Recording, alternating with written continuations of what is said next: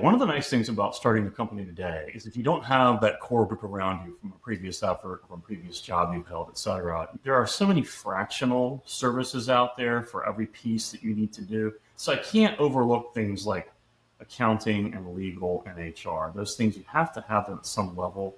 In the past, you had to bring on someone full time, and there goes your budget. You don't have to do that anymore. So if we're talking about who would I bring on full time first and foremost, in a tech scenario, you're going to have a dev lead or a developer who's able to work with you.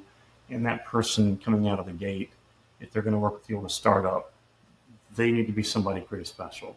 Because if you're doing a startup and you're writing a product, you're probably going to go a lot of 14-hour days. You just are going to. If you're not doing that, you're probably not very passionate about what you're doing.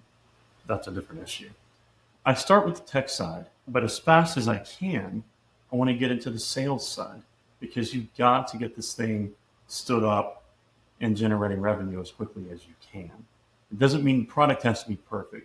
It doesn't mean you got to have every single problem worked out and you should build the perfect racehorse before you put it on the track. That's not what that means. It does mean that your market needs to be primed and ready for the first prototype, and you need to have someone who's capable of pushing that thing out there and getting the buzz going and getting the sales rolling.